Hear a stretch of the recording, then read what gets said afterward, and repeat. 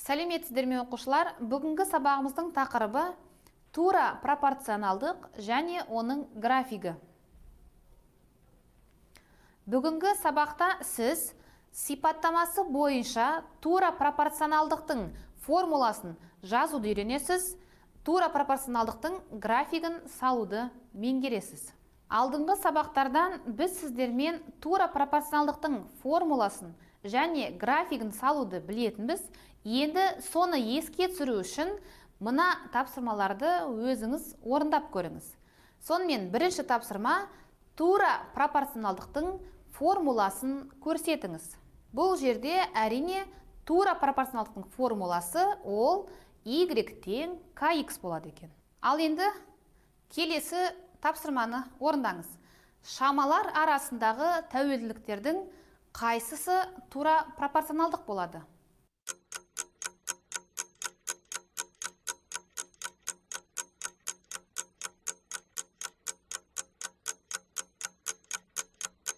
Ал енді жауабын бірге тексерейік.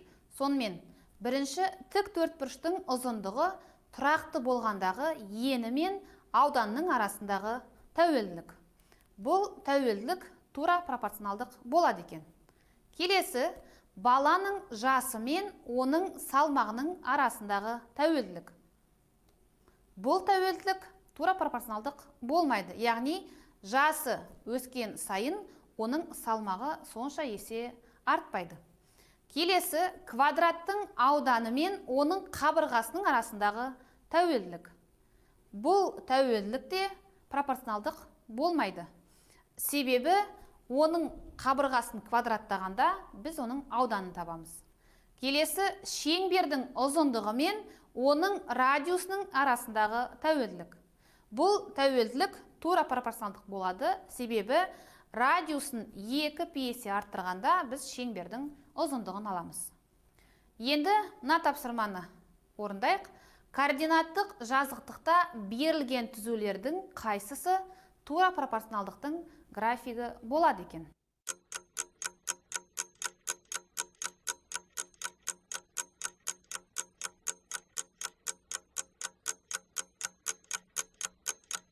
Анықтап болсаңыз, тексерейік. Бірінші А суреті бойынша берілген түзу координаттар бас арқылы өтіп тұрған жоқ, ал тура пропорционалдықтың графигі координаттар бас арқылы өту керек. Демек, бірінші түзу тура пропорционалдықтың графигі бола алмайды. Екінші түзу, бұл жерде берілген түзу координаттар бас арқылы өтіп тұр, ендеше бұл түзу тура пропорционалдықтың графигі бола алады.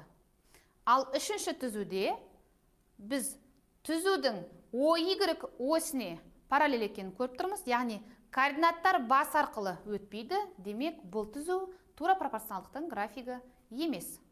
Енді келесі тапсырманы орындайық. Y тең kx тура пропорционалдығының графигі А нүктесі арқылы өтеді. Мұндағы бірінші А нүктесінің координаттары -3-те 24, екінші А нүктесінің координаттары 2-де 1,8 болса, К пропорционалдық коэффициентінің мәнін табыңыз. Алдымен бірінші жағдайды қарастырайық. А нүктесі, оның координаттары -3-те 24.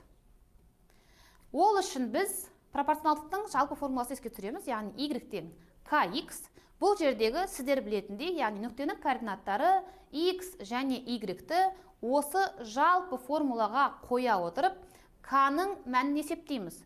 Яғни біз k-ны есептеу үшін y-тің мәнін x-тің мәніне бөлуіміз керек. Сонда берілген нүкте үшін k-ны есептеу үшін 24-ті -3-ке бөлеміз. Сонда k-ның мәні -8-ге тең болатын көреміз. Демек, А нүктесі арқылы өтетін тура пропорционалдықтың формуласы y тең -8x болады екен. Енді екінші жағдай, бұл жерде А нүктесінің координаттары 2-де 1,8. Дәл бірінші жағдайдағыдай, яғни бұл жерде y тең kx формуласын қолданып, k-ны табу үшін y-ті x-ке бөлуіміз керек. Сонда бұл нүктедегі x-тің мәні 2-ге тең, y-тің мәні 1,8-ге тең, онда k-ны табу үшін 1,8-ді 2-ге бөлуіміз керек. Сонда k-ның мәні 0,9-ға тең болады екен. Демек, екінші жағдайдағы а нүктесі арқылы өтетін тура пропорционалдықтың графигі формуласы y тең 0,9x болады екен. Ал енді келесі тапсырманы орындайық. Қабырға сағатының маятнигі 15 минутта 900 рет тербеледі. Қабырға сағатының маятнигі тербеліс санының, яғни n-нің уақытқа, яғни t-ға тура пропорционалдығының формуласын жазыңыз. Бұл тапсырманы орындау үшін k деп біз 1 минуттағы маятник тербелісін алайық. Онда тура пропорционалдықтың жалпы формуласы ретінде n тең k көбейту t деп жазамыз. Бұл жердегі n дегеніміз ол 900-ға тең, ал t дегеніміз ол 15 минут. Яғни k-ны табу үшін n-ді t-ға бөлеміз. Сонда k тең болады 900 бөлу 15, яғни 60 шығады екен. Ендеше жалпы формулаға орнына қоятын болсақ, яғни маятник тербелісінің тура пропорционалдық формуласы n тең 60 көбейту t болады екен. Енді келесі тапсырманы орындайық. Тура пропорционалдықтың графигі координаттары 5-22 болатын а нүктесі арқылы жүргізілген. Осы график координаттары 7-32,4 болатын b нүктесі және координаттары 9-39,6 болатын c нүктелер арқылы өтеме дейді. Бұл тапсырманы орындау үшін біз алдымен берілген а нүктесі арқылы өтетін тура пропорционалдықтың формуласын жазып алайық.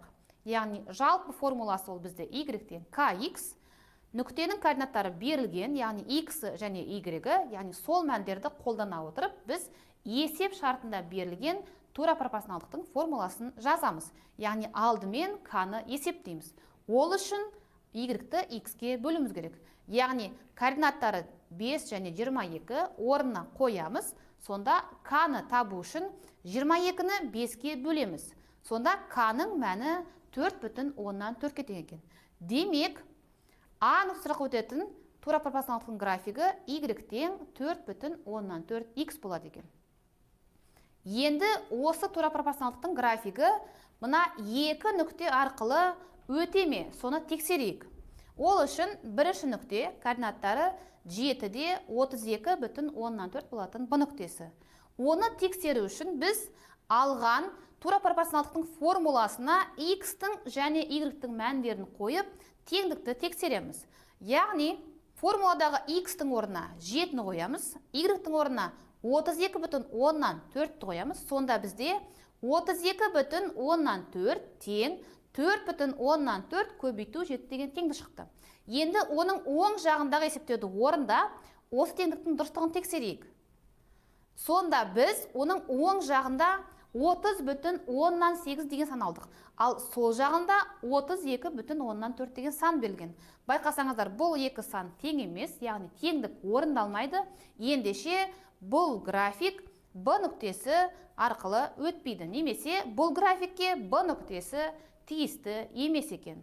Енді келесі нүктесін тексерейік. Ол үшін оның координаттарын жазамыз, яғни 9-да 39,6. Дәл алдындағыдай, тура пропорционалдықтың формуласы y тең 4,4x формуласына x-тің және y-тің мәндерін қойып есептейміз. Сонда бізде келесі теңдік шығады, яғни 39,6 тең 4,4 көбейту 9. Оң жағындағы есептеуді орындайтын болсақ, оның оң жағында да 39,6 деген сан шыққанын көрдік. Яғни теңдік дұрыс екен. Демек, бұл c нүктесі графикке тиісті нүкте екен.